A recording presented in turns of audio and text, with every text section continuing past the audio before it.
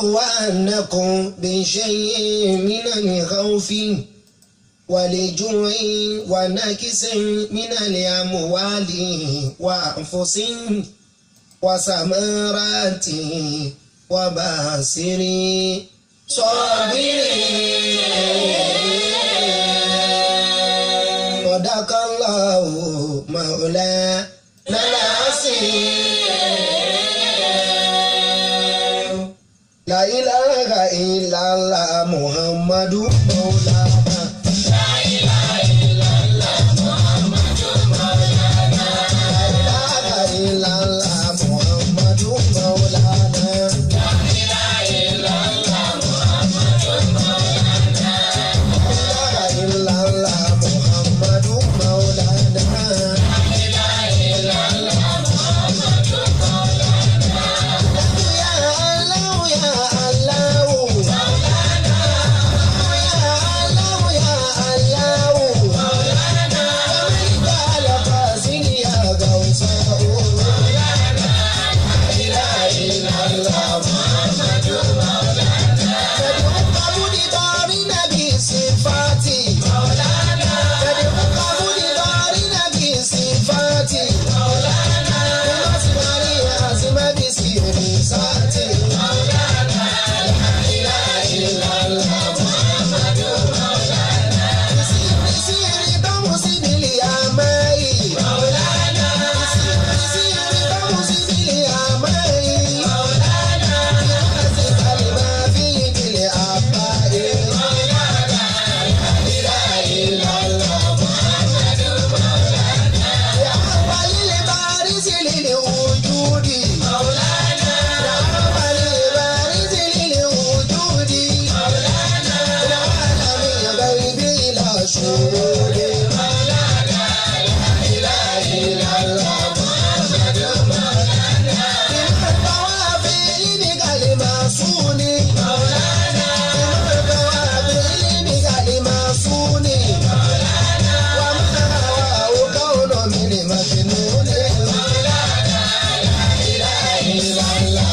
محمد مولانا بالعرش والفرس وبالأفلاك مولانا بالعرش والفرس وبالأفلاك مولانا بالعالم أسنى وبالأملاك مولانا لا إله إلا الله محمد مولانا بسر دمع بالفناء مولانا بسر دمع بالفناء مولانا وصار والماوي وبالبقاء مولانا لا إله إلا الله محمد مولانا بنقطة دائرة المشيرة مولانا láìláìláìláì Muhammadu ya Rasulillah máa kí yín káàbọ̀ sórí ètò lónìí.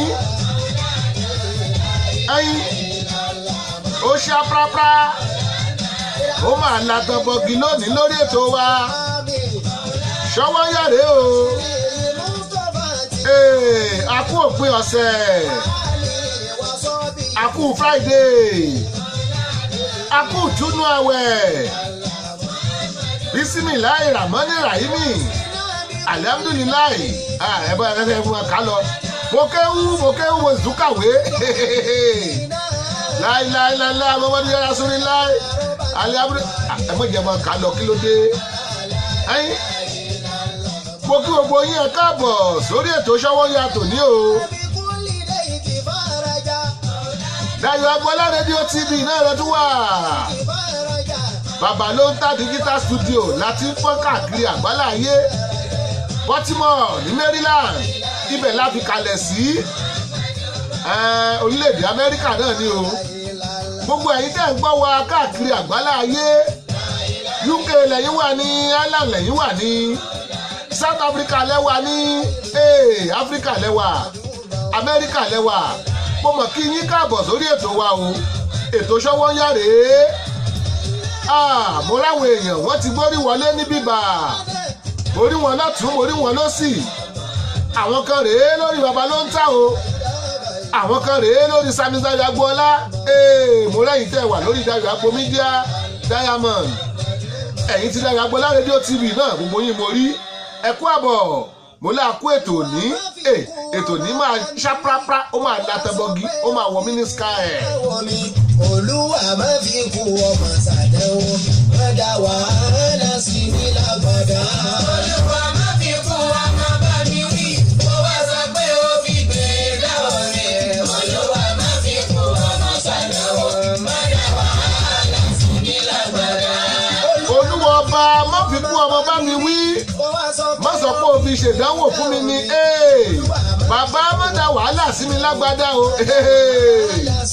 Mo kí yín ẹ kú àbọ̀ Ọlábọ̀dé Quadri bàbá David ọkọ Kẹ́mi ẹ kú àbọ̀ Ṣọ́wọ́nyá lẹ́tọ̀ ètò ní Ṣọ́wọ́nyá Ẹniọlá Akínláyọ̀ bóòní ọkọ̀ bíi pé ẹ kú àbọ̀ Ọládèdè orí òkè bórẹ́yìn náà o kò ní bẹ́ẹ̀ ṣe ń wọlé ẹ kú àbọ̀ Ọláníyì Chris Omiṣọpẹ́ wọ́tà Ọláníyì Omiṣọpẹ́ Chris wọ́tà Ọláníyì Omiṣọpẹ́ Chris wọ́tà ẹ kú àbọ̀ sórí ètò omi ẹ kú àbọ̀ Marian Niani I can see you I can see you I can see you yes I can see you welcome to the show.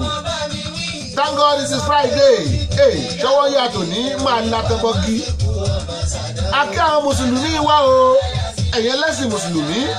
A kí yín ẹ kú túnú àwẹ̀ lónìí. Túndé Bìtìlà òyìnbó olórin I can see you I sight you. Ẹ kú àbọ̀ sórí ètò bẹ́ẹ̀ ṣe ń wọlé borí yín. Ẹ má kú bẹ́ẹ̀. Túndé Bìtìlà I see you o. Adékẹ́mi Oyèbánjí Adébísí mo lẹ́yìn náà o. Ẹ kú àbọ̀ sórí ètò wa lónìí Ṣọ́wọ́nyá rèé lónìí Thank God it's Friday lónìí ọjọ́ Jímọ̀ olóyin lónìí ọjọ́ ìtúnú àwẹ̀ gbogbo yìí mo kí ẹ kú àbọ̀ lọ́tún lọ́sì Ọláníyì Chris Omiṣọpẹ́ wọ́n ní bàbá ló ń ta ó ga jùjùjùjùjùjùjù ó ta jùjùjùjùjùjù.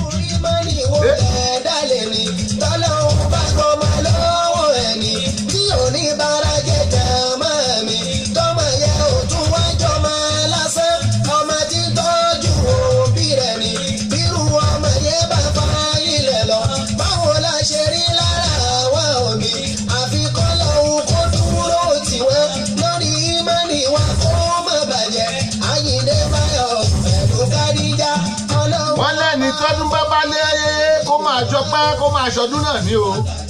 Gbogbo wa là ń ṣọdún ìtúnú àwẹ̀ Mùsùlùmí ni ọ́ ni ìgbàgbọ́ ni ọ́ ni àbẹ́lẹ́sìn kan kù ẹ̀yìn à ń ṣọdún ìtúnú àwẹ̀ ni o àwẹ̀ tán ojú tajọ̀sán odidi oṣù kan la fi gba àwẹ̀ àwọn kan ò gbà kankan bẹ̀ àwọn kan sì lọ ń jí sí wọ́n lọ ń ṣínú ní kọ́nà wọ́n làwọn sọ̀rọ̀ ni àwẹ̀ tán ojú tajọ̀sán mo kí gbogbo yín kú àbọ̀ lórí ètò ìtúnú àwẹ̀ ó ṣá prapra. Olúwa dákun jẹ́ mi bèèrè lógún má jẹ́ sáàpù ọba Olúwa. Olúwa má fi kú ọmọ bá mi wí kó wá sọ pé ó fi gbé dáhùn mi. Olúwa má fi kú ọmọ ṣàdánwò má dá wàhálà sí mi lágbàdá. Ọlọ́run ọba má kánjú pa mí má gbọ́mọ lọ́wọ́ mi torí pọ́mọ ní ọmọ nílẹ̀ ọmọ ní ọ̀fẹ́jọ́ fún dọjọ́ alẹ́ ọmọ lásọ yìí mi máa jẹ́. Abdulrasheed Abubakar mo màmá rí yín ẹ kú àbọ̀ sórí ètò wa o ètò Ṣọ́wọ́nyá rèé mo ní lónìí ó máa ga jùjùjùjùjùjù òní là ń ṣúnú ẹnu tá a ti dì láti oṣù kan mélòó lẹ́yìn gbà nínú àwẹ̀ ń ẹ jẹ́wọ́ ẹ confess ẹ jẹ́wọ́ ànábì ò fẹ́ràn o mélòó lẹ gbà ẹ yá kú àbọ̀ Ṣọlá Ògúnṣọlá Lárẹ̀wájú I can see you I can see you yes I sight you ẹ kú àbọ̀ sórí ètò Ṣọ́wọ́nyá rèé Olúwa ọba má fi kú ọmọ bá mi wí o má lo fi àdánwò fún mi má dá wàhálà sí mi lágbádá.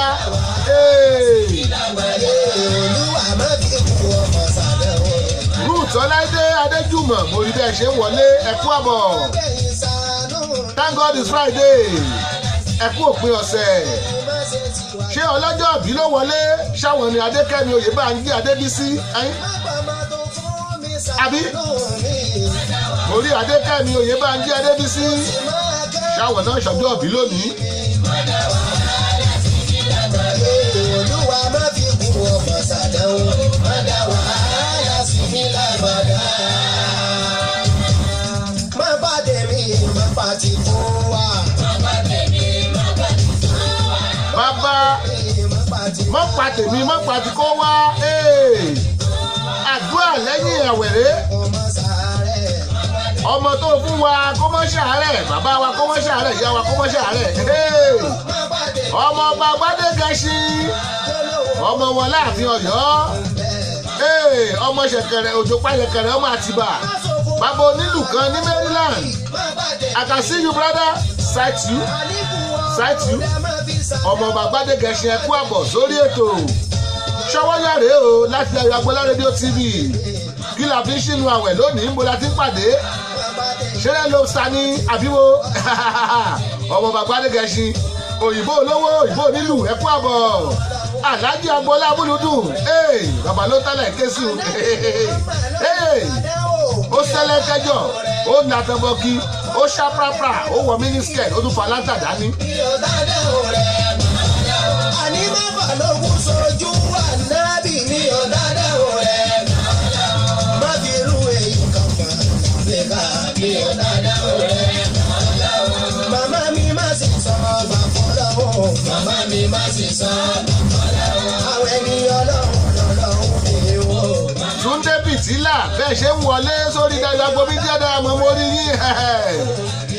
Bó o ní ṣé ṣó wà lálẹ́ yìí ni alẹ́ ìtúnú àwẹ̀ ó yẹ ká dálẹ̀ ká dansia ká jù díẹ̀ ó rè. Let's go there.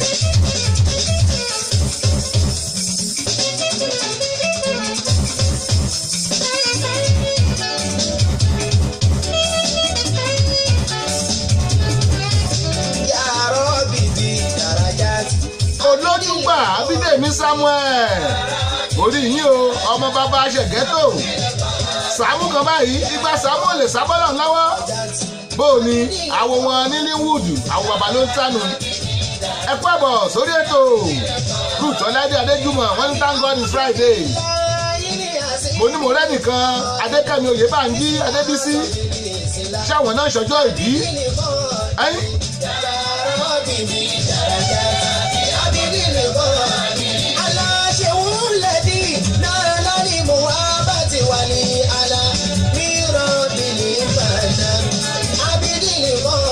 gbogbo wa gbúdọ̀ jó ní o sọ̀rọ̀jọ́ mo play ti Christian ẹjọ́ ọjọ́ mo play tẹlẹ́sì ìbílẹ̀ ẹjọ́ tí mùsùlùmí lélẹ́yìí ẹ gbúdọ̀ jó ní ọ̀pọ̀ dandan ó ṣe pàtàkì ó yá let's go. Sọ ìbátan rẹ̀, Abidili kọ́ọ̀dì, dára bí dáradá, Abidili kọ́ọ̀dì. Bí tí ẹ mọ̀ túmọ̀ ẹ̀, mo gbọ́ Abidili, mo gbọ́ Yarabi, mo mọ Abidili, orúkọ ọ̀rẹ́ mi kan ní ń jẹ́ Abidili, Yarabi, bàbá ọlọ́run ló ń jẹ́ bẹ́ẹ̀.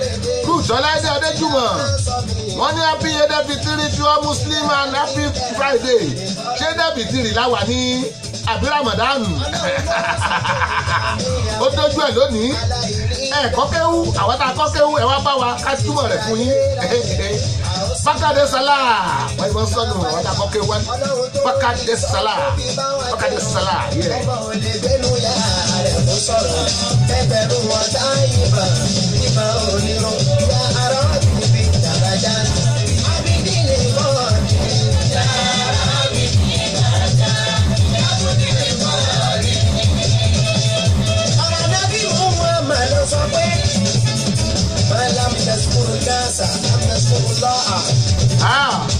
Ṣé ń gbọ́? Òní lónìí ó máa la tẹ́bọ́gí. Lónìí ó máa ṣá prápra. lónìí olónìí ó máa fa láńtà dání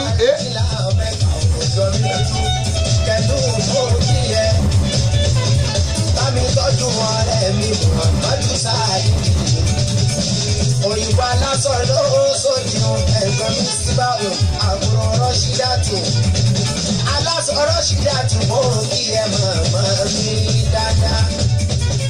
ṣé gbogbo wa kàn gbàwẹ̀ ni fún wíwàwẹ̀ ṣe àbá àfọkànsí wọn mọ̀ ṣé àfọkànsí Ọlọ́run ni àbá àkànwó pé wọ́n ń gbàwẹ̀ lẹ́jẹ́ káwọn náà gbà á ìwọ tó bá yẹ pé ó kàn gbàwẹ̀ lásán ni tí ìyẹ́pọ̀ fọkàn sí Muhammadu tó fọkàn sí Allah ó fẹ́ bí para rẹ̀ nú o ayin tí wọn náà yẹ bá a ṣínú lónìí ṣé mùsùlùmí dòdòdó nìwọ ayin ìwọ tó wò mí ayin ìwọ gan ó ti gbọ́ yàlájì lónìí mòdìdì àti remọ́kà ọmọ ọba Gbádégẹṣin ó ti sọ mí di aláàjì mo ti gba aláàjì lónìí aláàjì Agboola Amúlùdùn ayin mo ti háàdì yẹn mọ́ kàn mí o tẹ́ ẹ bá ti ń gbọ́ bàbá ló ń ta Dayọ̀ Agboola owó ní kókó ẹ má fi aláàjì Agboola Amúlùdùn sí Ṣayọ̀ Adéṣíyàn mo rí bẹ́ẹ̀ ṣe ń wọlé o ẹ kú àbọ̀ ṣọwọ́ yán yẹn rèé láti Dayọ̀ Agboola rédíò TV ẹ má gbé fóònù bẹ́ẹ̀ o ayin ẹ̀dúró ń bẹ̀.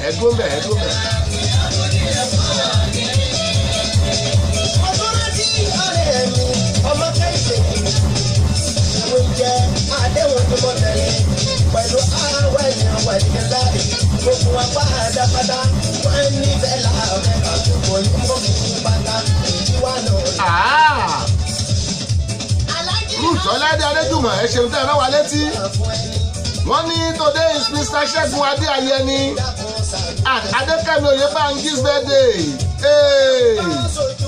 Princess Alice Olúwabùsáyọ̀ Ọláọ̀rẹ́ mo rí yín Princess Alice Olúwabùsáyọ̀ Ọláọ̀rẹ́ I can see you I sight you yes you are sighted mo rí yín ẹ má kú òǹbẹ orí ètò Ṣọ́wọ́yá náà la wà bá a ṣe ń ṣe Friday lónìí tá a ń ṣe Thank God it's Friday bẹ́ẹ̀ là ń ṣọdún ìtúnú àwẹ̀ bákan náà Ṣẹ́gun Adéayẹni coming governor Ondo State ni èmi a máa pè ní governor ó ṣọjọ́ ìbí rẹ̀ lónìí Adékẹ́mi Oyèbánjí Adébísí òun náà ṣọjọ́ ìbí rẹ̀ lónìí ẹ bá máa kí wọn bẹ́ẹ̀ bá ṣe ń wọlé o ẹ máa kí àwọn lọ́jọ́ ìbí happy birthday ẹ máa kí àwọn mùsùlùmí wa ẹ kú ìtúnú àwẹ̀ ẹ máa kémi náà Thank God it's Friday àbí.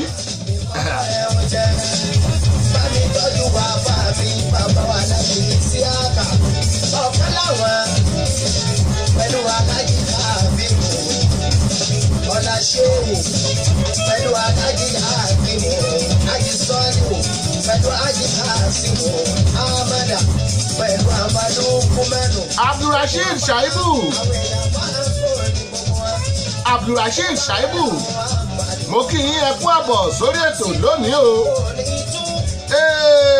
Princess Alice Olúwabùsáyọ̀ Ọláọ̀rẹ́ next program ẹ ṣe Thank God it's Friday òpin ọ̀sẹ̀ láwà kò síṣẹ́ lónìí ọjọ́ ìsinmi ní ká ní Nàìjíríà ní ọjọ́ ìtúnú àwẹ̀ kò síṣẹ́ kankan Túndé Bìtìlà wọ́n ní ṣó wà lọ́la o ṣó ń bẹ lọ́la ń bo ẹ̀sán kábà yín gbé sórí afẹ́fẹ́ ṣó ń bẹ lọ́la òyìnbó olórin sọ pé ṣó ń bẹ lọ́la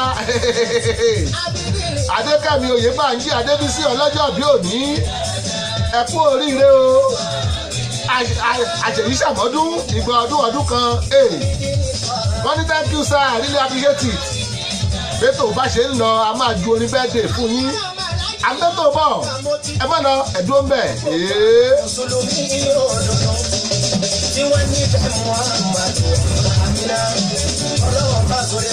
mo ní gbogbo ẹ̀yin tẹ́ ẹ̀ bá ti download radio application wa ẹ lọ tààràtà kẹ́ ẹ lọ download ẹ̀ Dayọ̀ Agboola rédíò ló ń jẹ́ ẹ lọ download ẹ̀ ó wà lórí Google Play Store yes tẹ́ ẹ bá download ẹ̀ gbogbo ètò tá a ṣe tẹ́lẹ̀ ẹ máa gbọ́ rédíò wa 24 hours non stop podcast wà ńbẹ̀ tẹ́ ẹ lè download àwọn nǹkan tá a ṣe gan tẹ́ ẹ lè download ẹ̀ lórí fóònù yín tẹ́ ẹ máa play ẹ̀ láì lórí íńtánẹ́ẹ̀tì ẹ̀yin orí ẹ̀ ẹ máa rí àyè advertisement ẹ̀yin tẹ́ bá fẹ́ ṣèpolówó ọjà àyè wà ńbẹ̀ fún advertisement yín. Ìtàn nípa rédíò station wa gan ń bẹ́ẹ̀ bẹ́ẹ̀. Bákan náà ẹ pàdé wa lórí YouTube ẹ táàpù Dayọ̀ Agboola síbẹ̀ kẹwò. Ruth Ọládé Adéjùmọ̀ wọ́n ní happy birthday Mrs. Adékẹ́mi Oyèbánjí ìyá ọlọ́jọ́ bí happy birthday.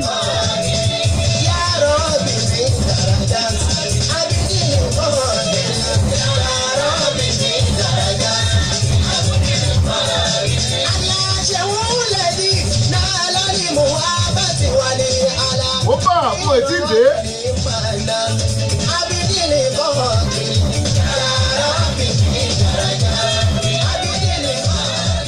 Wọ́n ní Alájà Balilat Lawal wọ́n náà ń wò wá láti Chance tẹ́ ẹ bá ń gbọ́ mi ẹ kú àbọ̀ sórí ètò Alájà wa Balilat Lawal láti Chance ẹ kú àbọ̀ Chance Incorporated ibẹ̀ náà lẹ wà ẹ kú àbọ̀ ibẹ̀ lẹ ti wọ́wọ́ ẹ ṣeun ẹ kú àbọ̀ sórí ètò Dayọ̀ Agboola yín náà rèé o lórí Dayọ̀ Agboola Radio TV. Happy birthday Uncle Ṣẹ́gun, long life and many happy returns. DJ Brangama ọ̀rẹ́ mi láti India ó gbórí wọlé. My dear friend from India DJ Brangama, how you doing buddy? God bless you. You are right on the show. Yes, right on the show. Right on the show.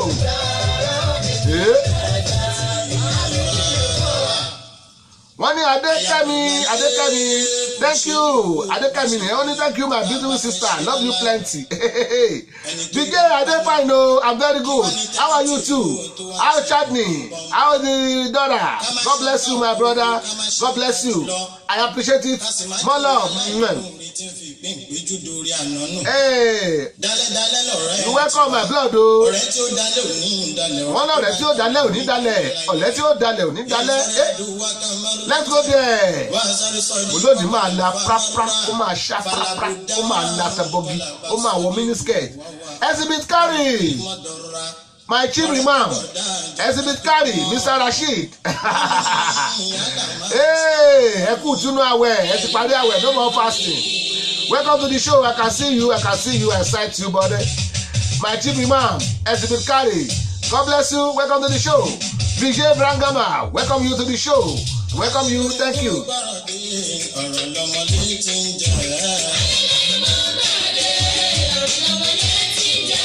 Ayé lójú rèé, ó ní mo gbọ́dọ̀ dé ọ̀rọ̀ lọ́mọ létí ń jẹ, let's go there.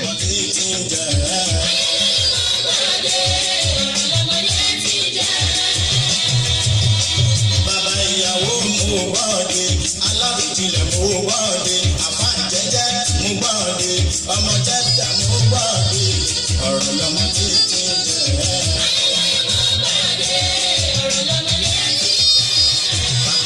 Kò sẹ́jà tàbá lórí pápá, ayé ló ń mú bọ́ọ̀dé, ọ̀rọ̀ lọ́mọdé ti ń jẹ, baálé ìyàwó lé, ẹ wá fetí déyàwó ọ̀rọ̀, ṣùgbọ́n ṣáájú àtúwọlé, dandan ní kí àkọlẹ̀ fún, torí ẹni tó bá mọ̀ ọkọ̀, òun wọ́n máa ṣe fún, ọlọ́run tó bá ṣìnà orí, máma tí ó fún mi dàrú, ayé kì í yọwọ́ àkàrà, ìlú lẹ́yìn tàná máa bẹ̀rẹ̀, kí ló pàtàkì fi náà rẹ́dí.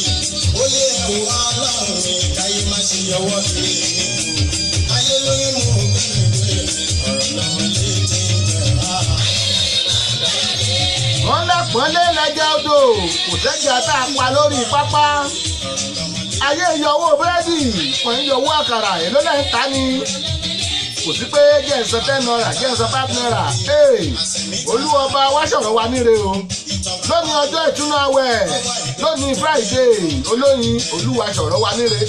Àṣínú bá wọn ọdẹ tó kù ni wọ́n bá tóbi rí tótó. Wọ́n ṣèpàdé ìdákọ̀ǹkan lórí ọdẹ tọwọ́ ọ̀hún ẹ̀jẹ̀. Ìgbàgbọ́ tí wọ́n ló kún ọdẹ. Ìjẹ̀wọ̀ olùkọ́ àrùn bàbá ọlọ́dẹ yìí sáré jáde. Ó lẹ́yìn ẹgbẹ́ mi mu ti bàtàn rí. Gbogbo àwọn ọdẹ tó kù, gbogbo wọn ojú ara wọn. Wọ́n bá ń bọ̀, wọ́n lé ìlú pa gẹ́gẹ́ bí ìpàdé kan ti ṣe tẹ́lẹ̀. Ìgbà kan máa dé ibi ẹran tọ́lọ́dẹ ẹ̀yìn kan lù ẹ̀dá ọmọ èèyàn náà. Ọláṣadé Adéayẹni First Lady ìyàwó gómìnà ló wọlé wo. Ẹ mọ̀ kú ẹ̀bọ̀ akú bẹ́ẹ̀dẹ̀ bàbá o. níbo la ti ń pàdé ṣé ọ̀yùká yìí ti ní àbílẹ̀ lobster kò sáwẹ̀ ìtúnú àwẹ̀ là ń ṣe lónìí àbílẹ̀ ní ká ti pàdé Fọláṣadé Adéayẹni ẹ kú àbọ̀ wọ́n ní ẹ̀yìn tèmi o ìkárígò ẹ̀kárígò ìdè kó prógámù yìí jẹ́ làkíntómi Túndé Bìtìlà òyìnbó olórin ó ní Ramadan party with Túndé Bìtìlà featuring Baba T at DJ X1 tomorrow 16 at Snap Banquet Event Center 7525 Landover Road ISB Maryland ni o láti aago 9 tí aago 3 Túndé Bìtìlà nìyẹn òyìnbó olórin ó ní kẹ́ ẹ pàdé wa ìbílẹ̀ máa wà ń bẹ̀ Babalóńtà máa wà ń bẹ̀ ẹ pàdé wa ní Ramadan party pẹ̀lú Túndé Bìtìlà mọ Baba T ń bọ̀ ń bẹ̀ àti DJ X1 lọ́la ni o ọ̀la Snap Banquet Event Center ó wà ní 7525 Landover Road ISD ibẹ̀ ló wà Fọláṣadé Adéayẹni First Lady wọ́n ní we love you majestically ó kọjá be careful Michael Ọmọ́tọ́ṣọ́ mo rí yín bẹ́ẹ̀ ṣe ń wọlé o mo ní láìpẹ́ láì jìnnà a máa gbórin bẹ́ẹ̀dẹ̀ sí torí àwọn ọlọ́jọ́ bí òní Adékẹ́mi Oyèbánjí ṣọjọ́ bí Ṣẹ́gun Adéayẹni ó ṣọjọ́ bí àwọn tá a nílò nínú tẹ́ ẹ bá lẹ́ni tó ṣọjọ́ bí ẹ jẹ́ mọ̀ ìbàjọ́ rẹ yín ìbàjọ́ ta yín ìbàjọ́ rà lé yín kódà bóyá pé láńlọ́ọ̀dù yín tó ń gbowó lọ́wọ́ yín ẹ jẹ́ mọ̀ ẹgbẹ́ wa lórí ètò ẹ jẹ́ appreciate wọn. wọ́n ti yá fòsìkò ọ̀rọ̀ Kùránì ni wọ́n ti yá fòsìkò àfàlà túbòsìkò náà ẹ̀rí ní abẹ́ orí àwọn ọkọ̀ àríkọ́gbọ́n tó ń ṣẹlẹ̀ láàrin wa katapila kan nílẹ̀ yìí òun ní sọ̀gbójìlé òun ní sọ̀gbójìlé òun ní sọ̀gbójìkòrò òun ni wọ́n fi ń la títì bí títì bá dán tó ń dán títì ádàrí gbọ́dọ̀ fún katapila tó la títì yẹn kéyìí máa jẹ́ òjì ọ̀rọ̀ ẹni tó bá mọ̀ ọgbọ́n orí oró tó ṣe méjì ló máa ń kú sọ́wọ́ ajá ọlọ́dẹ ayé lóyún mú bọ́ọ̀dé ọ̀rọ̀ lọ́mọdé ti ń jẹ́ra. ọ̀rọ̀ ń bẹ lẹ́nu ayé lóyún ọ̀rọ̀ ń bẹ ó ní èrò tó bá ṣe iyèméjì òun ló kó sọ́wọ́ ọlọ́dẹ tí èrò bá ti lẹ̀ tí sẹ́yìn báyìí ó sá lọ́nu Adéwálé Ọlọ́lá ọ̀rẹ́ mi kan láti London àwọn ti UK wọ́n gbórí wọlé o bàbá 50 bàbá fútbọ́là bóò ni àkàsáàtì ìbọdí ẹkú àbọ̀ ẹkú túnú àwẹ̀ tòní thank God it's Friday àti ẹ̀ bá mi máa kí Olúṣẹ́gun Adéayẹni ó ṣọjọ́ bí ẹ̀ lónìí ẹ̀ bá mi máa kí Adékẹ́mi Oyèbánjí ó ṣọjọ́ bí ẹ̀ lónìí bẹ́ẹ̀ ni Paradise I can see you every Paradise I can see you yes ke I sight you.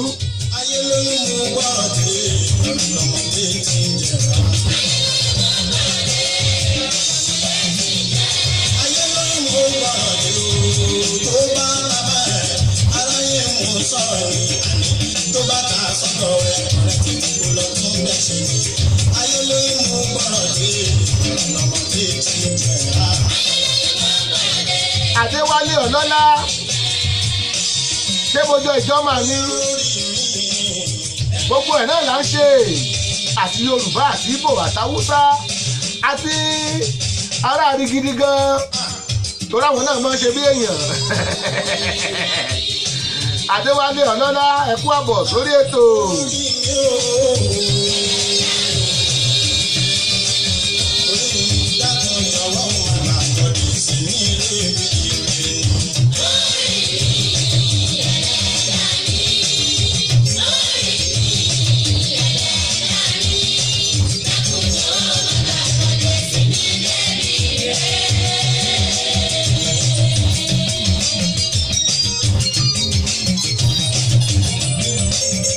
Adéwálé Ọlọ́lá ó ń bá mi kí Adékẹ́mi Oyèbánjí. Adéwálé Ọlọ́lá ó bá mi kí Olúṣẹ́gun Adéayẹni pé wọ́n pọ̀ ọjọ́ bí òní o wọ́n sì kú ọdún àṣeyíṣẹ́ mi Thank you Adewale Olola, only happy birthday to you friend, celebrating today, God bless you, that's my good friend. Ó kàn lágídí ni torí pàrí gidi ló ti wá.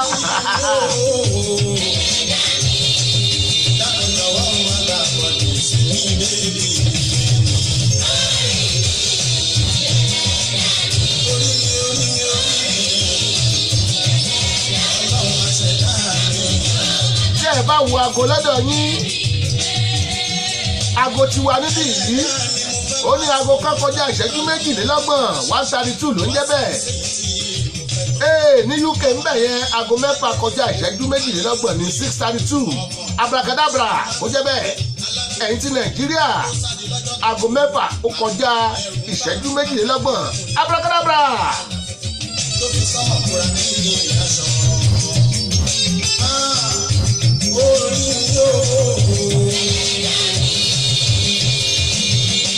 Ó jẹ́ sọ tiẹ̀ orí mi ẹlẹ́dàá mi, orí mi ẹlẹ́dàá mi, mọ̀ jẹ́ káyé mú mi mọ́ bà mí lóṣìkà lọ́wọ́ o, èbúté rere kó jẹ́ kí n gúnlẹ̀ sí. Orí mi mọ́ gbàbọ̀dé sì ní débire, ẹnu ẹni la fi kọ́ mẹ́jẹ o, kí ló fẹnu tiẹ̀ sọ? Onífúnra jíire ta ló fi rẹ̀ ṣe pé wọ́n ní sóríire ó lòwò ríre.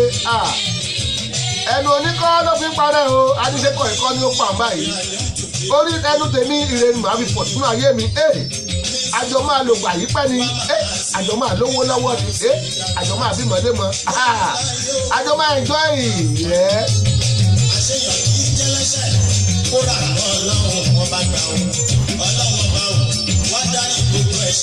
Ó dá ayé lóyún ẹ ṣé ayé lóyún, let's go in the next round.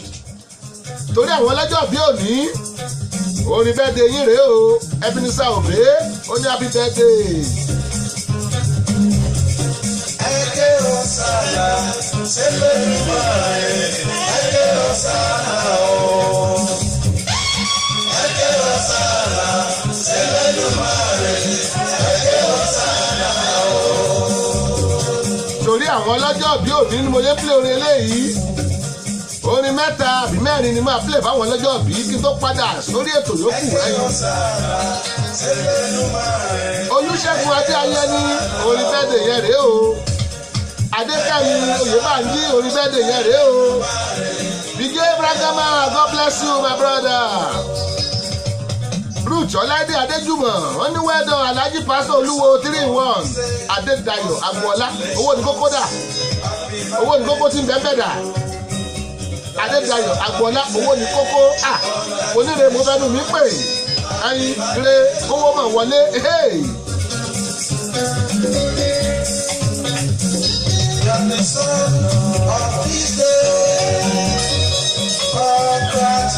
Congratulations, happy birthday to you.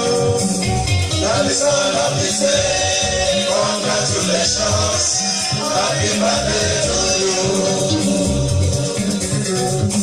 Mo lọ pé Chief Commander Ebenezer Obey wá láti Nàìjíríà láti wá bá mi kọrin fáwọn ọlọ́jọ́ bí òní ni o. Special song rèé látọ̀dọ̀ bàbá Commander. Èmi lọ́jọ́ ìbí yẹn, ẹ kú àṣeyẹ, ẹ̀mí aṣọ ọkọ rẹ̀. Èmi lọ́jọ́ ìbí yẹn, ẹ kú àṣeyẹ, ẹ̀mí aṣọ ọkọ rẹ̀. Ọláṣadé Adéayé ni ìyàwó ọlọ́jọ́ bí òní, ìyàwó gómìnà.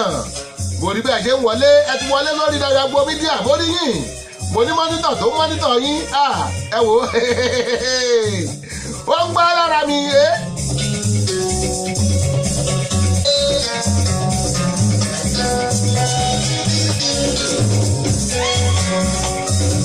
Happy birthday to you. Happy birthday to you. Happy birthday to you today. Oni first lady aya Olúṣẹ́gun Adéayé ni ó ń wò wá lórí ètò. Adékẹ́mi Oyèbánjí Adébísí ó ń wò wá lórí ètò. Àwọn lọ́jọ́ bí ò nínú tẹ́ ẹ bá lẹ́ni tó ṣe birthday lọ́dọ̀ yín anytime tá a bá ti wà lórí ètò ẹ̀jẹ̀ á gbọ́ àti máa sanwó fún báyìí o kó tó dìgbà tẹ́ máa sanwó fún ṣùgbọ́n àkọ́ donation bẹ́ẹ̀ sẹ́ndì ẹ̀ á ti fẹ́ gbà á olúwa tó ní dúdú ọlọ́rẹ̀. Fọláṣadé Ayẹni wọ́n ní thanks so much for the birthday song and good wishes. God bless you my sister. Happy birthday to you. Happy birthday to you.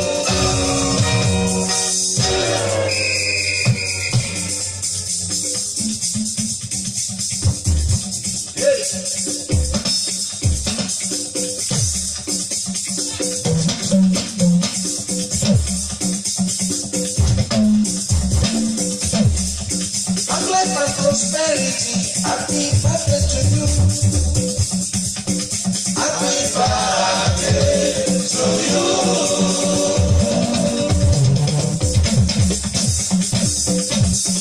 Mo ní kí n tó pọ̀ lórí àwọn oníbẹ̀dẹ̀ ó yìí kò rí bíi méjì tí máa jù sórí afẹ́fẹ́ sí ẹ̀yìn àwa tí wàá mú ètò wa ní rẹ̀gẹ̀dẹ̀ fíìn ní ràbájì gan. Ẹ̀jẹ̀ ọ̀sán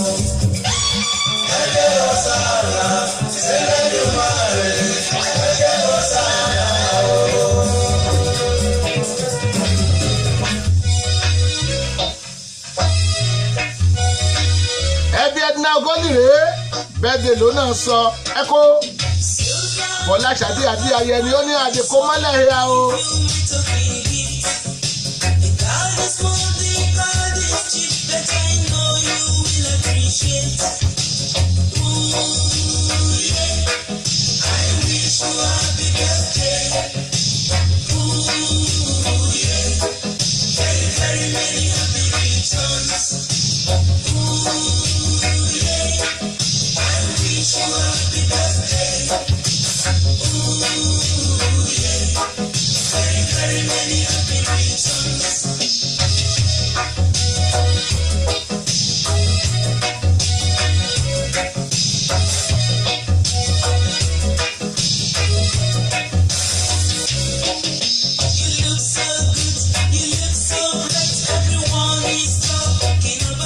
Kó pẹ́ẹ́dẹ̀ ti gbórin bẹ́ẹ̀dẹ̀ ìgbẹ̀yìn Adéwálé Ọlọ́lá oní UK ìlú ọba don't be rude ẹ mọ́mọ́ bínú ìlú ọba t'Amẹ́ríkà ti wọ̀ mọ́ yín lọ́wọ́ ẹ ti rè ṣàgbèrè ẹ ti wá fọ́ọ̀mù Amẹ́ríkà wọdún palace yín ti gbá yín finally Amẹ́ríkà wọlé mọ́ yín lọ́wọ́ Fọláṣadé Ayẹni ó ní wá o I remember Edna Ogoli ẹ̀kọ́ ẹ̀gbàgbé ó bẹ́ẹ̀ Ọlásùnkànmí Àríyìíbí àwọn bàbá ló ń tá gbórí wọlé Ọlásùnkànmí Àríyìíbí àwọn Makaspẹ́sì gbórí wọlé Ọlásùnkànmí Àríyìíbí àwọn Abèjèjé gbórí wọlé Ọlásùnkànmí Àríyìíbí ẹkú àbọ̀ sórí ètò ẹyin Alhaji Latifa Alhaji tí a jẹ Alhaja Latifa Jùmọ̀kẹ́ Yusuf Alhaja Onímẹ̀ríkẹ́ ẹkú àbọ̀ sórí ètò Ọlásùnkànmí Àríyìíbí thank God it's Friday ṣọwọ́nyá lẹ́tọ̀ ètò ní ṣọwọ́nyá ẹyin akútúnú àwẹ̀ yìí ní Sakabiru akútúnú àwẹ̀ mo láwọn méjì kan ṣọjọ́ bí ẹ bá mi kí wọn Olúṣẹ́gun Adéayẹni ó ṣọjọ́ bí ẹ lónìí Adékẹ́mi Oyèbánjí ó ṣọjọ́ bí ẹ lónìí ẹ bá ń ká àwọn méjèèjì àwọn là ń plé orin fún ṣọwọ́nyá lẹ́tọ̀. mo jẹ́rìí Ọlásùnkànmí Àríyìíbí bó ṣe ń wọlé náà ti ń ṣe ẹ̀ náà ti ń dá sórí afẹ́fẹ́ gbogbo yín náà wà lórí ètò ẹ ṣe ààrẹ o wọ́n ní happy birthday Olúṣẹ́gun Adéayẹni happy birthday okù Adékẹ́mi we get sense pass what you think just watch wetin àní Amẹ́ríkà wọnú Buckingham Palace ó tún sọ̀rọ̀ wọ́n ti wọlé mọ́ yín lọ́wọ́ ibi tẹ́ ẹ̀ ti balẹ̀ ẹ̀ mọ̀ nǹkan tó ṣẹlẹ̀ pẹ̀lú yín ní UK Americans everywhere Nàìjíríà gan ti wọlé mọ́ yín lọ́wọ́ ìlú ọba bìnrin ọba bìnrin yes Ọlásùnkànmí Àríyìíbí Adékẹ́mi ni ẹ ṣé God bless you mo rí bẹ́ẹ̀ correct ẹ̀ I can see you accept you bro God bless you. ó kò rí bẹ́ẹ̀dẹ̀ kan tí máa play fáwọn oníbẹ́ẹ̀dẹ̀ ká tó máa lálọ lórí ètò. ìyàwó oníbẹ́ẹ̀dẹ̀ ló sọ̀rọ̀ yẹn o ìyàwó Olúṣẹ́gun Adéayẹni tó ń ṣe birthday lónìí ìyàwó wọn ló sọ̀rọ̀ wọ́n ní thank you all in the house God bless you all amen ọ̀rọ̀ jáde àṣẹ́gbọ́kadà tẹ̀lé lẹ́yìn àṣẹ́gun ẹ ṣé o ọlásùnkànmí aríyìnbí mo rí bẹ́ẹ̀ yé ṣe ẹ̀ lọ́tún lọ́sì ayin yes.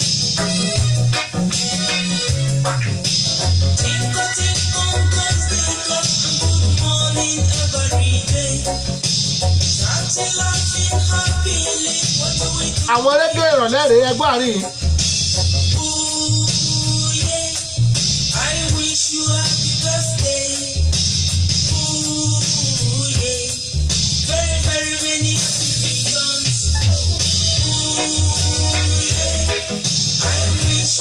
àwọn nǹkan tó ń jẹ́ clean music nìyẹn music tó clean ẹ̀rí bó ṣe ń lọ ẹ̀ ń gbọ́ kálukú láàyè tiẹ̀ ó ṣá prapra ó ṣẹlẹ́ńkẹ́jọ ó làtọ̀bọ̀gì ó ta sẹ́sẹ́ ó pa mínísíkẹ̀ dání Stevie Wonder kí ló bá wà rí sọ sí let's go there.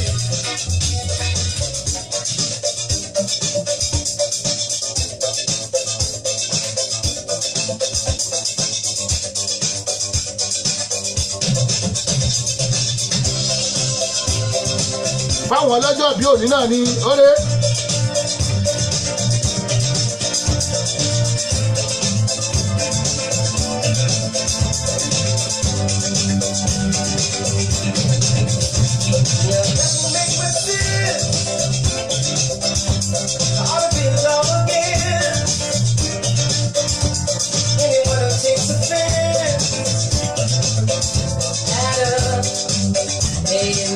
orin àwọn èèbó lẹ́ ń gbọ́ yìí mo ti play ti Yorùbá mo ti play ti Igbo títa wá tẹ èèbó ó lẹ́ ń gbọ́ yìí yes.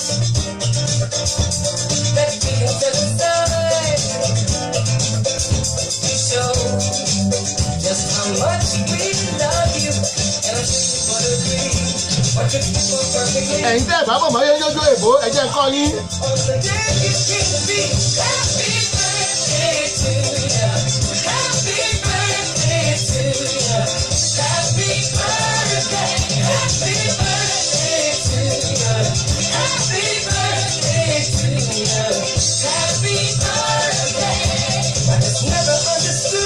bó ṣe ń jọjọ ìbónú Mercy Nnamdi Gbénga Ṣówùmí àwo bàbá ló ń ta àwo Diamond ọmọ Ìgbò tó lè fọmọ Yorùbá bò ní ẹmọ kú àbọ̀ sórí ètò ẹn ṣọwọ́yọ̀ yẹn rèé o láti Dayagbola rédíò TV àtúntìdé àtikalẹ̀ gbàgàn let's go there.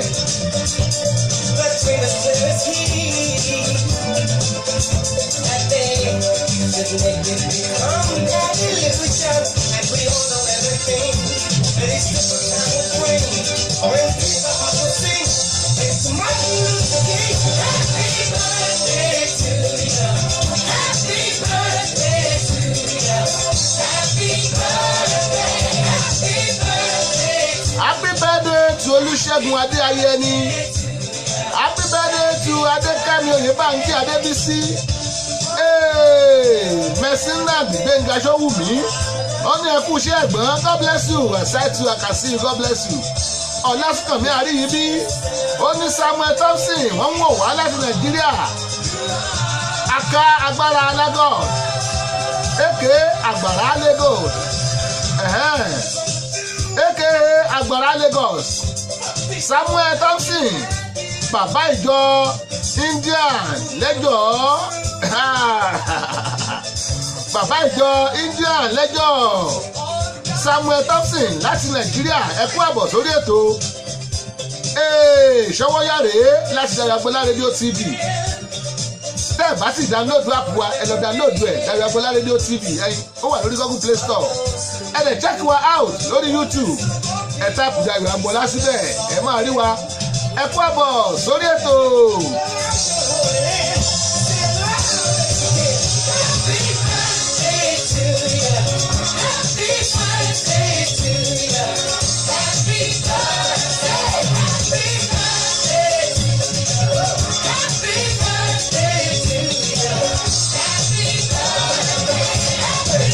bàbá ìjọ ìjọ lẹ́jọ́ Samuel Thompson ẹ̀kú àbọ̀ lórí ètò.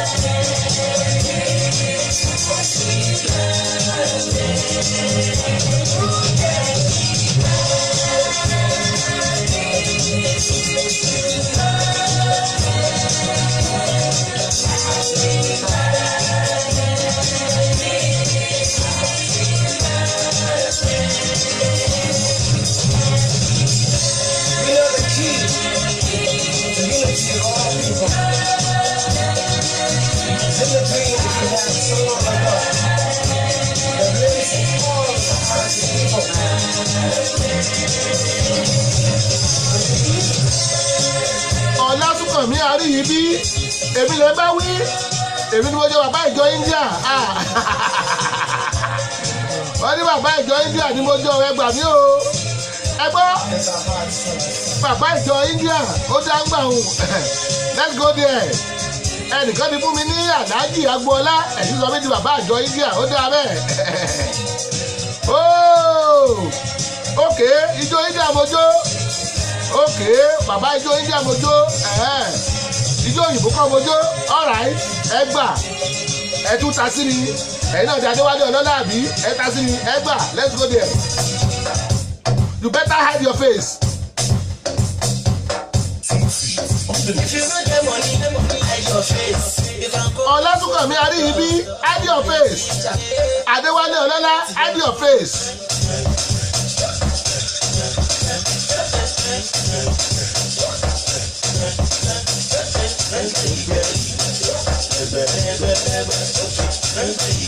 Èmi lèmi dọ́dọ̀ India ẹ gbà you go take today.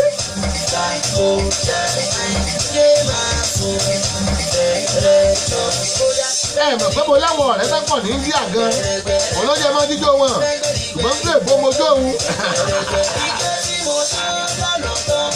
Two Bush two Naija.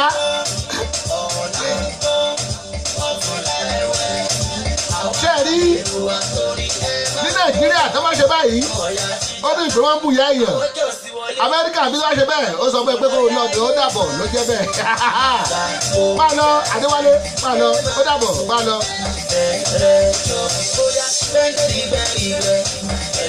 I spend pounds ọba owó bí pàṣẹ ìjọba owó yẹn ó sì sáré tọ dọ́là lẹ́yìn náà ni ó sáré tọ dọ́là lẹ́yìn ni ó mọ̀ wọ́n ní eré tájà fògùn ọdún sá irin fàájì ní bẹ́ẹ̀ ṣì bí pàṣẹ ṣe dàgbà tó pọ̀ tóun ó ń sátọ̀ dọ́là lẹ́yìn ni mélòó nu yín lọ́nà ṣènáwó Nàìjíríà tó yẹ pé pàṣẹ lẹ́ ń ná dọ́là náà lẹ́ máa ná tírú ẹ̀yìn bá lọ Nàìjíríà dọ́là náà ló máa ná that's the legal tender ẹ̀yìn ó fẹ́ kí pàṣẹ òyìnbó ó fẹ́ kí n tiẹ̀ pé mo lọ sí OAU sí ọ̀pọ̀ àwọn yunifásitì dọ́là rẹ o ẹ̀yin ará fúta yìí.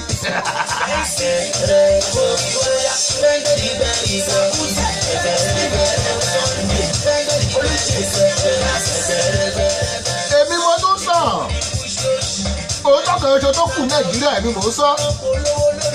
Tima Biswal, welcome to the show. I can see you.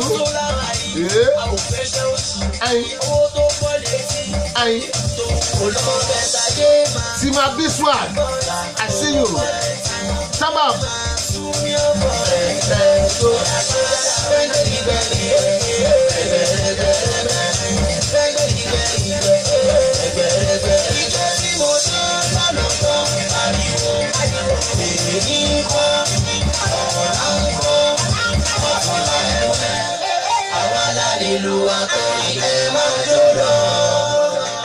Keep your money. Keep your money. Keep your money. Keep your woman. Keep your woman. Better is present. Better one, America. I go play penalty, go throw you. You know you do it. Any money no shame. Yes. Something boys, so politics. That's it, bro. You can call me smart. Owó UK ó pọ̀ létí ni ṣùgbọ́n ó kéré lọ́wọ́.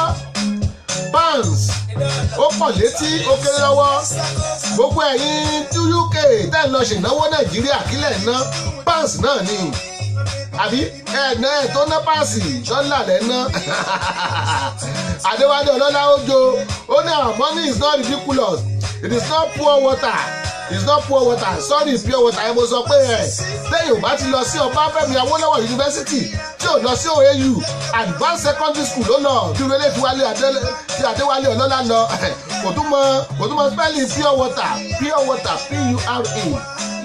lọ bẹ̀rẹ̀ lọ́wọ́ àwọn ọmọ grade fẹ̀ wọ́n á sọ fún ẹ báyọ̀ spell pure water hey Sisi Maria rèé Abe Nicholas Adéjùmọ̀ Àkàsíyù amábìínú Òjé Adéwálé Ọlọ́lá àti Lásùnkànmí Àríyìbí àwọn náà bí mi inú ẹmọdé àwọn lóhùn wọ́n ń ta sí mi èmi wá máa ná mi Àjọkẹ́ Àgbọ̀ọ́lá borí ẹ bó ṣe ń wọlé àbúrò mi kan báyìí how you dey how body ẹ kú ọ̀bọ̀ bákan náà mo kí Abe Nicholas Adéjùmọ̀ Adéwálé Ọlọ́lá only in parties we also spend dollars here people don't pick it rubbish pure water òní ó tún ti ṣí kò tún mọ spẹ́ẹ̀lì pure water again ó ṣọ circuit ààrẹ Adéwálé Ọlọ́lá gbogbo patí tẹ̀ ń ṣe ní UK dọ́là náà lẹ́ ń ná kò tẹ́ tó kó páàsì wà ná l'Amẹ́ríkà rẹ̀ fi ṣe alómaṣá dọ́là ní legal tender Nàìjíríà dọ́là náà ná Ghana dọ́là náà ná Europe dọ́là náà ná UK mẹ́rin dọ́là náà ná Asia dọ́là náà ná kí o fẹ́ sọ fún àti dàrú rẹ̀.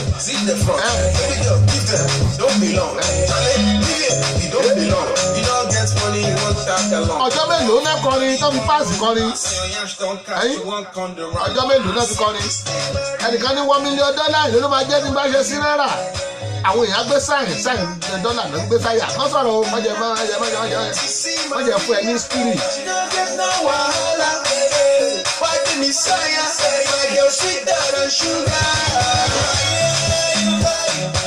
mo ti sọ pé mi ò ní mọ̀ ta síyàn lórí ètò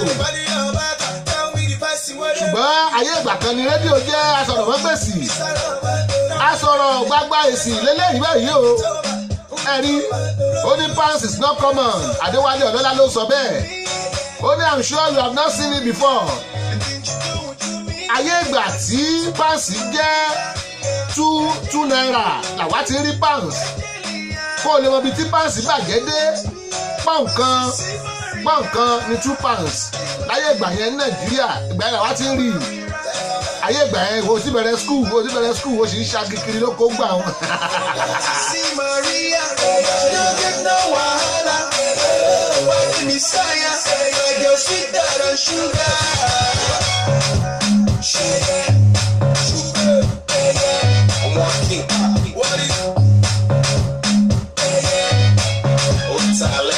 Ó ta lẹ́nu ó ṣàkàfà ó kọjá bìkẹ́fù Ẹniọlá Akínláyọ̀ ẹ kú àbọ̀ sórí ètò borí yín Òtúndà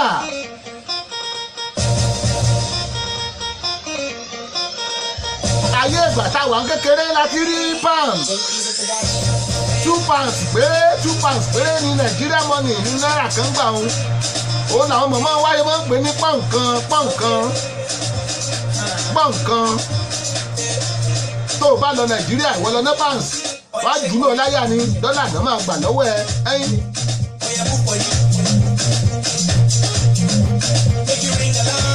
ẹ̀yin awo tèmi láti UK àwọn yẹmíyẹmí àwọn ọmọ adékìn ẹ má bínú o Adéwálé Ọlọ́lá ló jẹ́ kí n máa ta sí yín ẹ má bínú ẹ dákun. Ẹniọlá Akínláyọ̀ ẹ kú àbọ̀ sórí ètò ṣọwọ́ yẹn rèé Thank God it's Friday.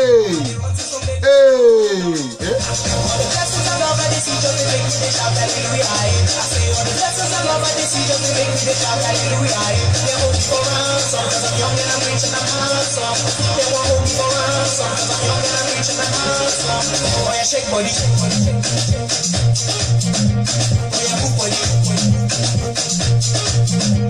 Make you ring alarm. Oh yeah, shake body.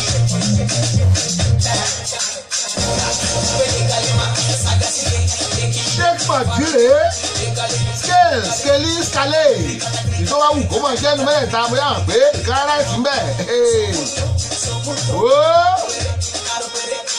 dẹ́dẹ́ aha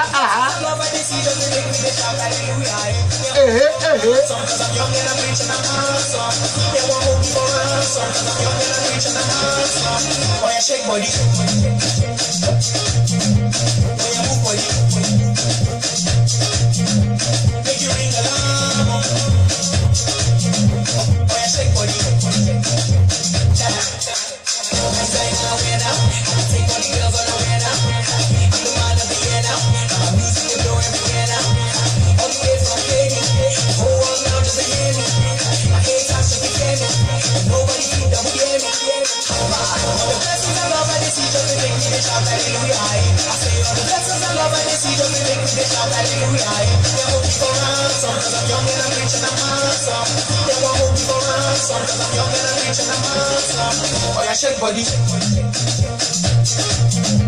Oya move body.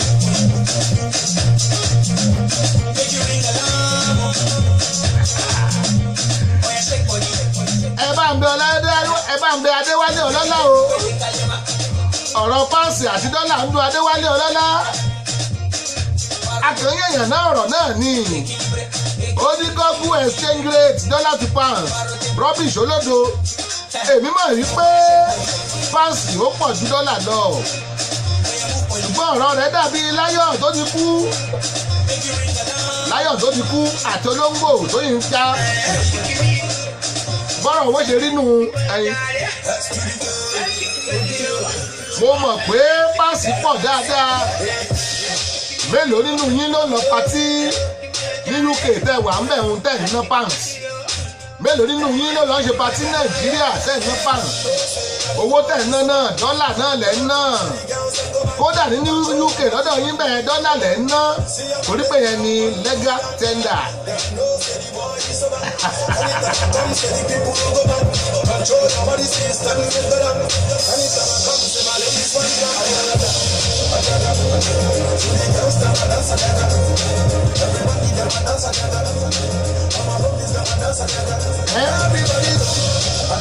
Yọ àjàgà pound lọ́pọ̀ lọ́rùn ẹ Adéwálé Ọlọ́lá gba àjàgà dọ́là àti náírà.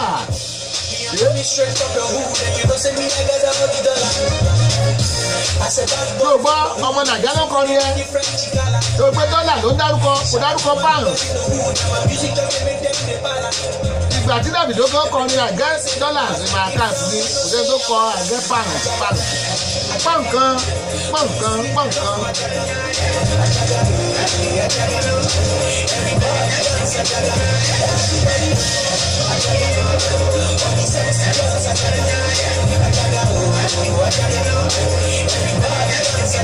They show me love in one thing. I've been from Lagos down to Washington.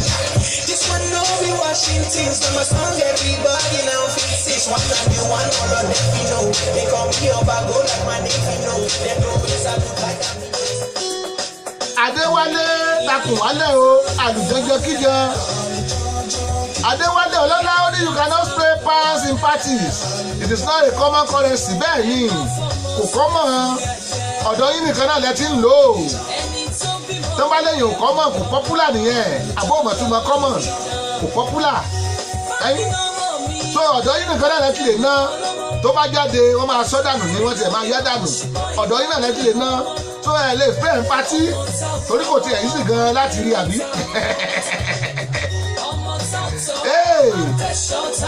Adéwálé takùn wálẹ̀ àlùjọjọ kíjọ.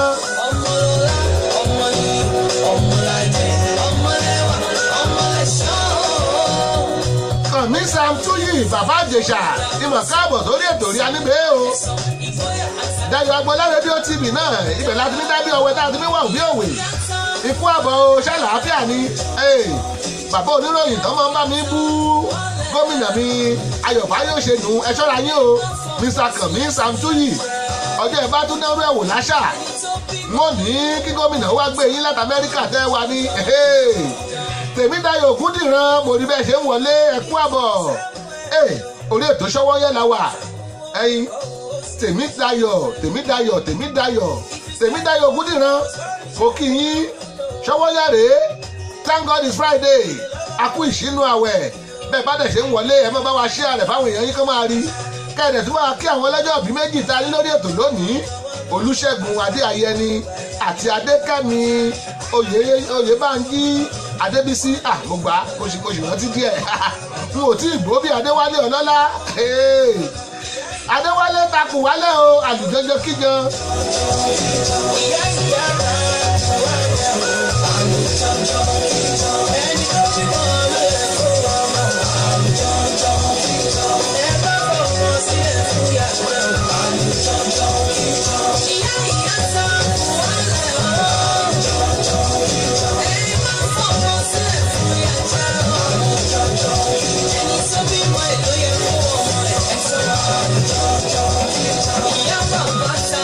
Ọlálékẹ́ Ọláyínká mọ̀rẹ́yìn náà bẹ́ẹ̀ ṣe wọlé ẹ pẹ́ bọ̀ Ọlálékẹ́ Ọláyínká welcome to the show Ṣọwọ́nyá lélẹ́yìí láti Dayo Agboola rédíò TV ẹ download rédíò app wa ẹ lọ sórí YouTube ẹ wo wa Ọpẹ́yẹmí Olówódé Ọpẹ́yẹmí Olówódé èmi gan Olówódé èmi Dayo Agboola owó ní kókó mo ń kí Ọpẹ́yẹmí Olówódé káàbọ̀ sórí ètò ẹ káàbọ̀ ṣolówódé ni àbí ọlọ́wọ́dé Olówódé rẹ̀ lèmi láìkì Ọpẹ́yẹmí Olówódé mo kí yẹ káàbọ̀ Ṣọwọ́yàrè thank God it's Friday abẹ̀túkú ìtúnú àwẹ̀ Adéwálé takùn wálẹ̀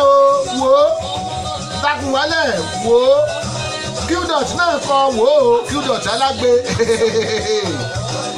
ṣé ẹ mọ Qdot alágbe olókọ ìṣọ́ òru ló kọ origin ó tún kọ wò ó ẹ̀jẹ̀ àgbọ̀ òre.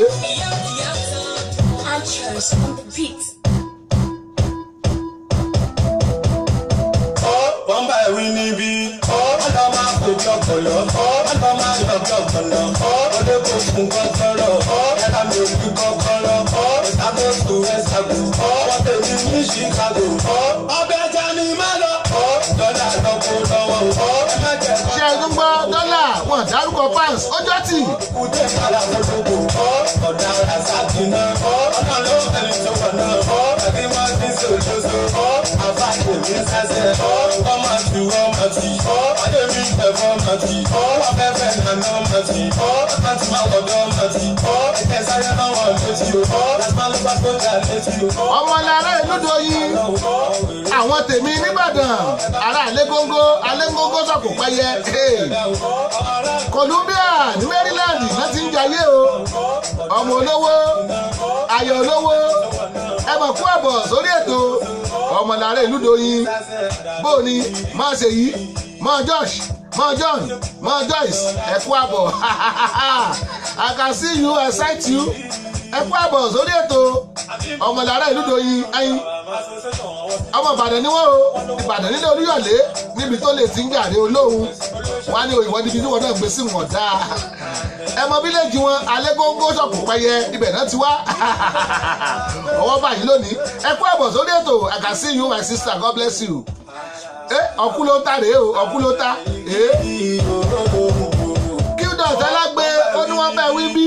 ọ̀dọ́ máa kojú ọ̀pọ̀lọ́ ọ̀dọ́ máa yọ̀gbọ̀ ọ̀pọ̀lọ́ ọ̀dọ́ kò fún kọ́kọ́rọ́ ẹ̀ka mi ò fi kọ́kọ́rọ́ ìsàkó tó ẹ̀sàkó wọ́n tẹ̀lé ní Chicago ọbẹ̀ ẹja ni má lọ dọ́là lọ́kọ́ lọ́wọ́ ẹ̀mẹ́jẹ̀ kọ́ńtà ìyàwó ẹ̀kọ́ ti yọ̀bọ̀. dọ́là dáńkó lọ́wọ́ kò tẹ́ tó kó páàsì lọ́wọ́ ọ̀dà páàsì mọ̀ àwọn Haúsá tó ń tẹ̀lé owó gan ọmọ páàsì àwọn ìyá tó máa ń tajà lóde níbẹ̀rẹ̀ lóko ohun àwọn náà mọ páàsì wá ní pọ́ùn kan pọ́ùn méjì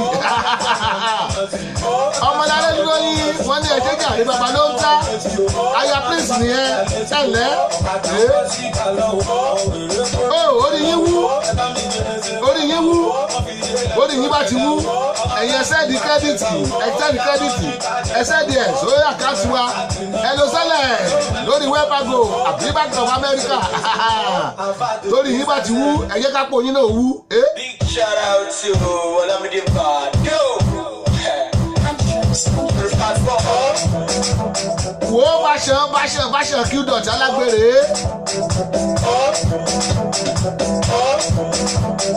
Origin rèé ẹ̀mọ̀ nǹkan tó Origin òrè ẹjẹ́ gbọ́.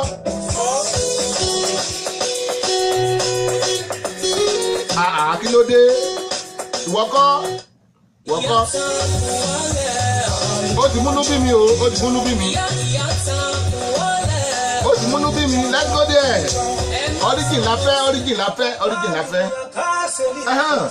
ẹ̀mí ń lò mí o atura tututututututu chai. Alágogo tẹ̀lé wa wá bí ó ti wá bí kan gbà lọ oníṣẹ́gẹ̀rẹ̀ ta mú wá ogolo oṣù wọlé actress kọ́gì lẹ́rù ọmọ ẹ fún wa lọ́rùn oníke ẹ fún wa lọ́rùn Qdot alágbèrè orí wàbọ̀ ìkọ́ máa ń yàtọ̀ ní ẹ̀mí fẹ́ sọ̀kalẹ̀ atura tututututu eli kabuya.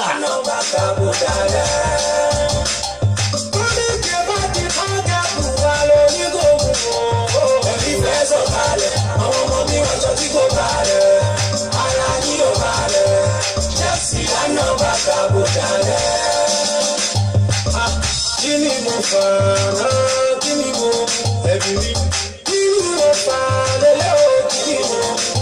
Ewa wo se abo fa, amu tuto ni mẹ́fà, pẹ̀lú rẹflọ ni mẹ́fà, ikọ ni ti bebe o. Kini mo fa lele o kini mo.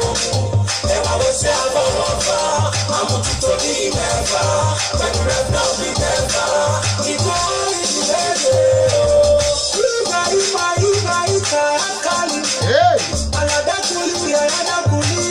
Kúrì àbàbàbà rọ́bòkò tóbò kátà ẹ̀mí sọ̀kalẹ̀.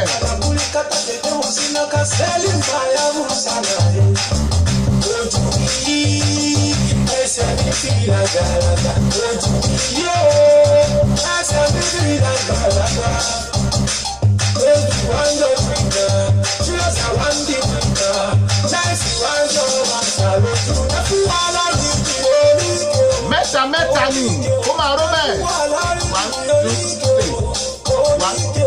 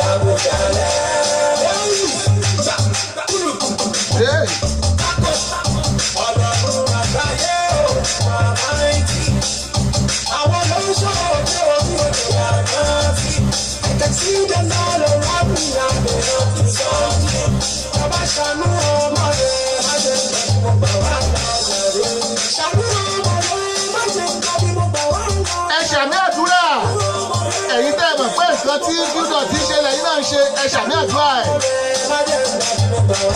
Ṣé ń gbọ́?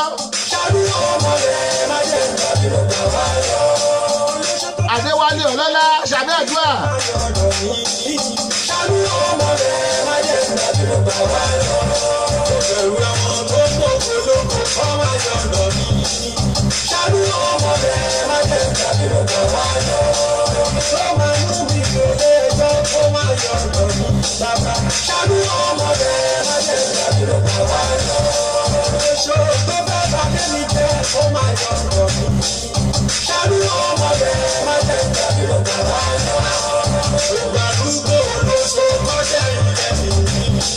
Ṣé ń gbọ́?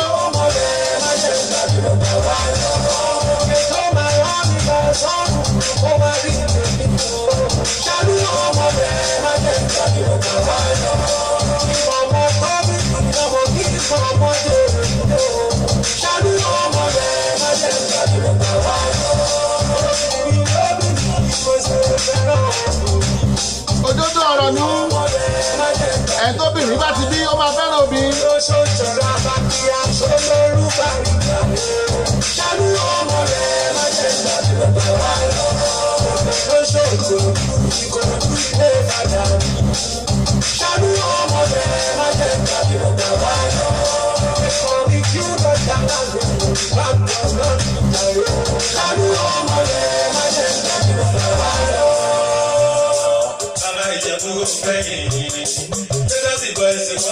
Qdot alágbe náà rèé o wò tí kú lórí ẹ̀ tó bá ti dá Amẹ́ríkà mò ń gbé bọ̀ studio bí kó wá sọ̀tún mọ́ Qdot lẹ́kùn ẹyin òrè.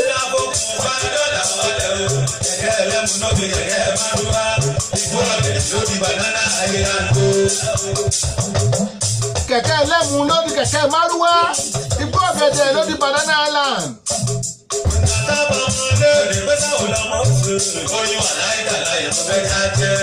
Selimus títí lọ́pẹ́ púpọ̀ ọ̀la mo rí bẹ́ẹ̀ ṣe ń wọlé ẹ kú àbọ̀ sórí ètò wa o. Selimus títí lọ́pẹ́ púpọ̀ ọ̀la I can see you I sight you yes.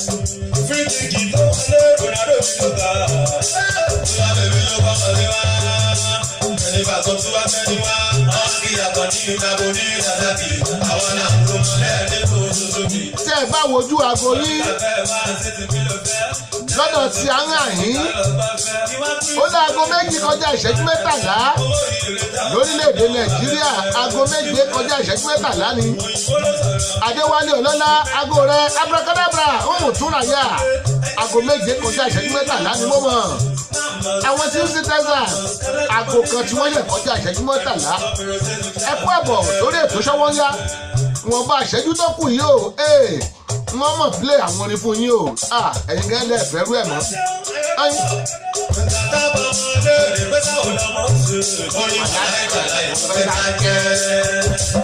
Èmi kan fẹ́ cháchẹ́ kí n ṣáà ti lówó kówó ti dé mo fẹ́ cháchẹ́ mo fẹ́ cháchẹ́ n ò ṣògùn owó bàbá Adéwálé yìí sọ ó lè fẹ́ ṣògùn owó iṣẹ́ lògùn owó iṣẹ́ lògùn ṣẹ́. Adéwálé Ọlọ́lá ó ní sorry it is World Cup time Portugal 1-0 Spain Portugal 1 Spain 0 okay now wọ́n máa pín dọ́là fún ẹ wọ́n máa pín pàǹsì fún ẹ lára owó yẹn.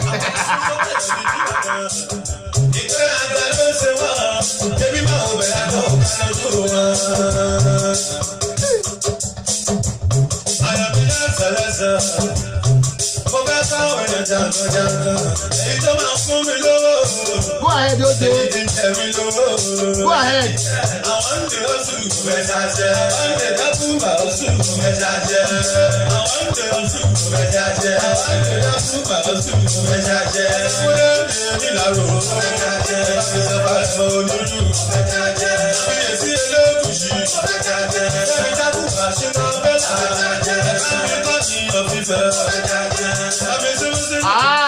Ọ̀rẹ́ mi Adéwálé Ọlọ́lá ó fi ta tẹ́tẹ́ ajá ṣọ́ọ̀tì ó lóun bẹ́ẹ̀tì ni ó bẹ́ẹ̀tì ókè ṣé ìyàwó ẹ̀ ló fi bẹ́ẹ̀tì àbárẹ̀ Adéwálé ibi tó mọ bọ́ọ̀lù dé ó lè bẹ́ẹ̀tì pẹ̀lú ìyàwó ẹ̀ tàbí kó fi ara ẹ̀ gan bẹ́ẹ̀tì bó ṣe wà yẹn.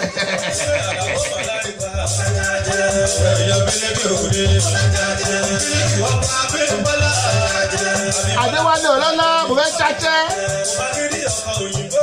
ó yá mo fẹ́ bẹ́ẹ̀ bẹ́ẹ̀ mo fẹ́ bẹ́ẹ̀ bẹ́ẹ̀ kí ló fẹ́ fi bẹ́ẹ̀ ó fẹ́ fi ìyàwó ẹ̀ bẹ́ẹ̀ tàbí.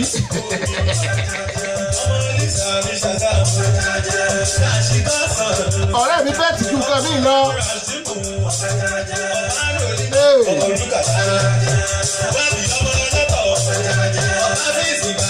Nígbà wà Nàìjíríà mọ́tò mẹ́ta ló fi bẹ́ẹ̀tì tí wọ́n jẹ lọ́wọ́ ẹ̀. Ìsìn báyìí ó lè fi lé bẹ́ẹ̀tì àbí kó fi ìyàwó bẹ́ẹ̀tì kí wọ́n fi bẹ́ẹ̀tì.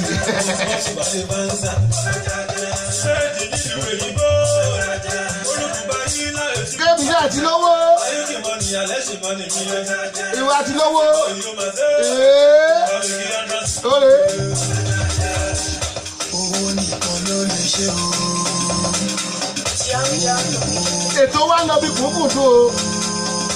Owó nìkan ló lè ṣe o. Ó ní Betis better than ṣáṣẹ́.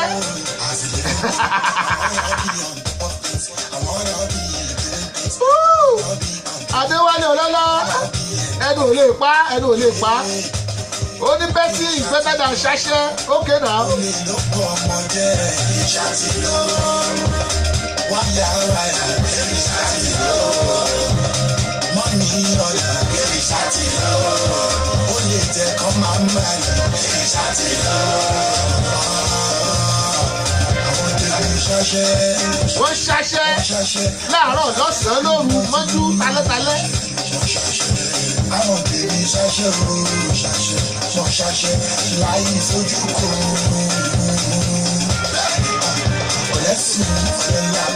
Ọ̀lẹ́sùn ó lọ wo bọ́ọ̀lù.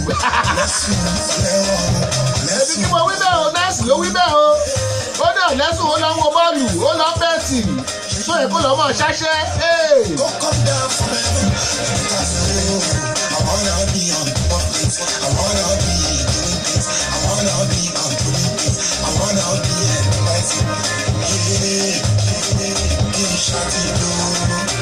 Olè ló pọ̀ ọmọdé ìṣàtìlọ́. Wáyà wáyà ìṣàtìlọ́. Mọ́nì ọ̀yà ìṣàtìlọ́. Olè jẹ́ kọ́ máa ń báyà ìṣàtìlọ́.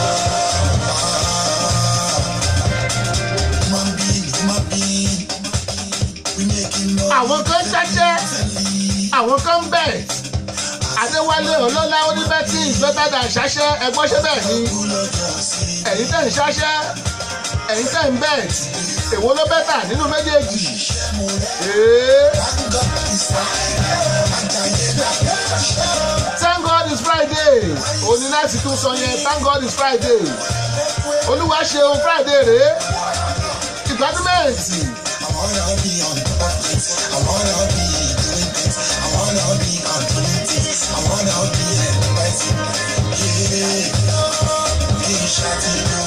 Adéwálé Ọlọ́lá ó ní Betty is legal ṣáṣẹ́ is illegal. Mo tún ti gbọ́ mi lónìí látẹnu ọ̀rẹ́ mi Adéwálé Ọlọ́lá ó ní Betty is legal ṣáṣẹ́ is illegal. A máa fìyẹn sínú ọ̀rọ̀ ẹ ṣé Adéwálé Ọlọ́lá àgbà òdítọ́ lórílẹ̀ Adéṣọlá àjọbọ mo rí bẹ́ẹ̀ ṣe wọlé ẹ kú àbọ̀ Adéwọlá àjọbọ Adéṣọlá àjọbọ ẹ kú àbọ̀ ṣẹ́wà orí ètò Ṣọ́wọ́nyá náà lẹ́wà yìí Adéwálé lọ́wọ́ bọ́ọ̀lù ṣe góò.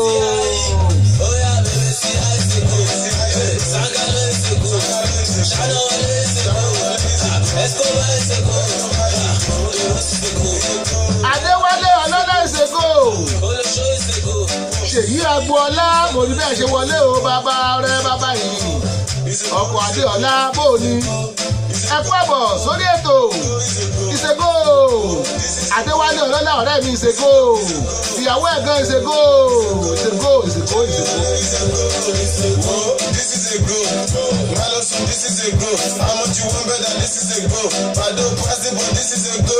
This is a go. A one match is a go. Graffiti is a go. Forward, be one is a go. So what if it's penalty is a go? Ibo Bedam is a go. Cash house is a go. YBNL is a go. Nigeria is a go. Okadimos is a go. Imaka is a go. SNJ is a go. My enemy Toba Pen is a go. Killing up is a go. Shaku Shaku is a go. Luju Titi is a go. Baronua is a go. Tembatus is a go. Chilao is a go. Skibo is a go. Skibaba is a go. Sangalo is a go. Shano is a go. Ani Adéwálé Ọlọ́lá is a go. Samson Adéwálé Ọlọ́lá is a go. Mọ̀dí sọ̀rọ̀ mi ṣe láàkì obìnrin torí pé ó ń jẹ́ Samson ni ó láàkì obìnrin bẹ́ẹ̀ sí. Mo ti sọ pé mi ò ní sọ lórí ètò. Lẹ́yìn obìnrin bọ́ọ̀lù ló tún láàkì. Lẹ́yìn bọ́ọ̀lù Betty nǹkan mẹ́ta ọ̀rẹ́ mi láàkì. Obìnrin bọ́ọ̀lù Betty. Betty companies are registered with the government. But you ṣáṣẹ́ Ghana láti kọ̀rọ̀. Ṣé ẹ rí i pé ẹnu ò ní rọ̀? Tí ìbá ni mo fẹ́ dákẹ́, ẹnu ò ní rọ̀. Adéwálé Ọlọ́lá ló sọ bẹ́ẹ̀ o. Ó ní betting companies are registered with the government but you sachet guys are hiding in kọ̀rọ̀. Ẹ gbọ́ ẹ̀yin wo lẹ̀ ń sachet náà sápamọ́. Ẹ gbójú jáde o ẹ̀yin tẹ̀ ń sachet. Adéwálé Ọlọ́lá ẹ̀rọ olè rọ̀ ńlá ẹ̀. Ó lẹ́kì obìnrin bí nǹkan míì. Ó lẹ́kì fútbọ́ọ̀lù bí nǹkan míì. Ó lẹ́kì bẹ́tì bí nǹkan míì. Ó lè bẹ́tì pẹ̀lú kíní.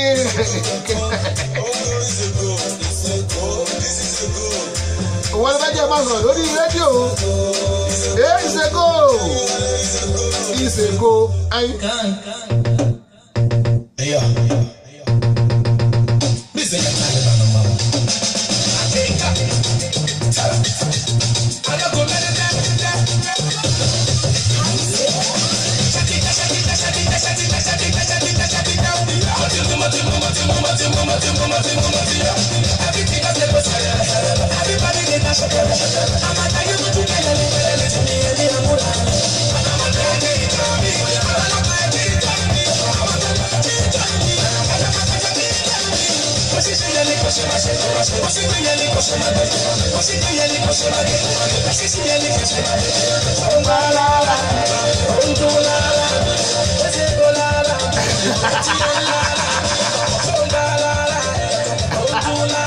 Adéwálé Ọlọ́lá. Only betting companies are registered with the government but you sachet guys are hiding in kọ̀rọ̀. Ó wá ní yù Dayọ̀ Agboola ṣẹ́rí pé Adéwálé Ọlọ́lá ti fa fèrè lọ́yàn. Ó ní bàjẹ̀gbọ́n o.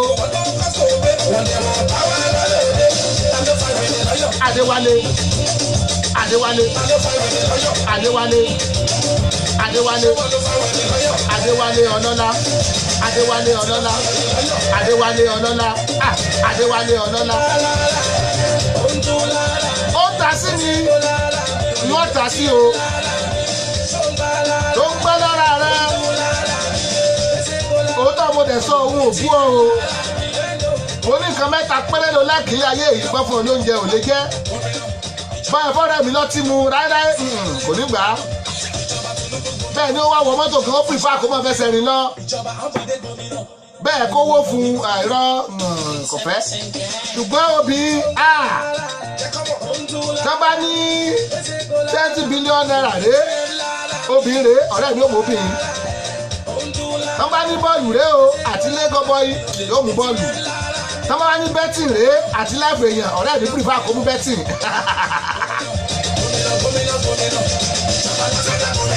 Adéwálé Ọlọ́lá ó láàkì obìnrin ó láàkì bọ́ọ̀lù ó ní láàkì bẹ́tìn.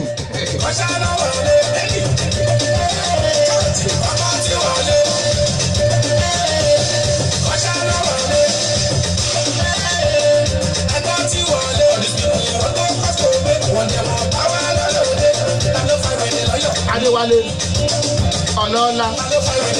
Adéwálé Ọlọ́lá. Adéwálé Ọlọ́lá. Adéwálé Ọlọ́lá.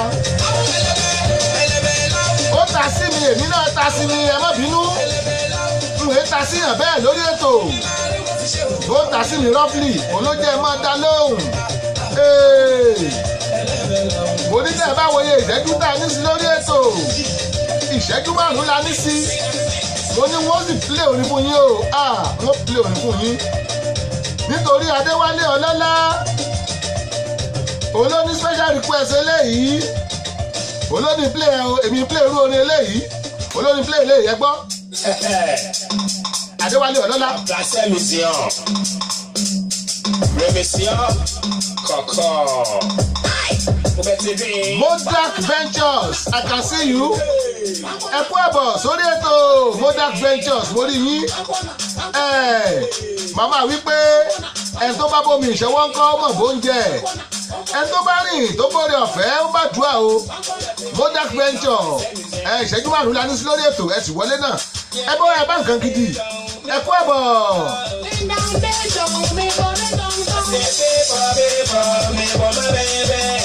Àkúrò tí mo rí yìí kàn ń gbọ́ one corner ní one corner wọn pé corner kan ló ń jẹ́ bẹ́ẹ̀ gbá àmọ̀ tí mo rí gan èdè wo nábì kọ́ faransé ni àbédè Ghana wọn àbédè ilé ìkiri Nàìjíríà àtọ̀.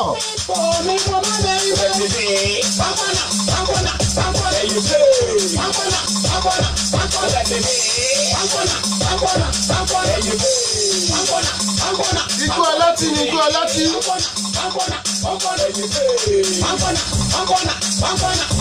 La blasphème is young.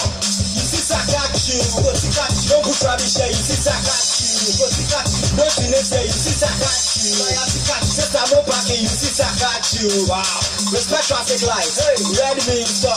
Yellow means get ready. Mo dúpọ̀ yẹn, wọ́n dey respect traffic lights. Yellow means stop, irọ́ red ló means stop. Yellow means get ready. Green means go. Hey.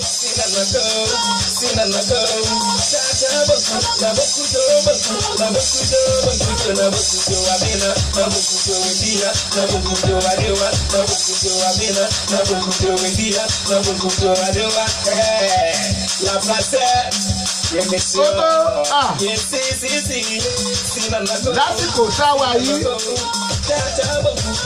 ijó kábíyèsí lókùn tá a fẹ́ jó màá máa fi àsìkò yẹn dúpẹ́ lọ́wọ́ ẹ̀yin èèyàn tẹ́ ẹjọ́ ìwà lórí ètò lónìí.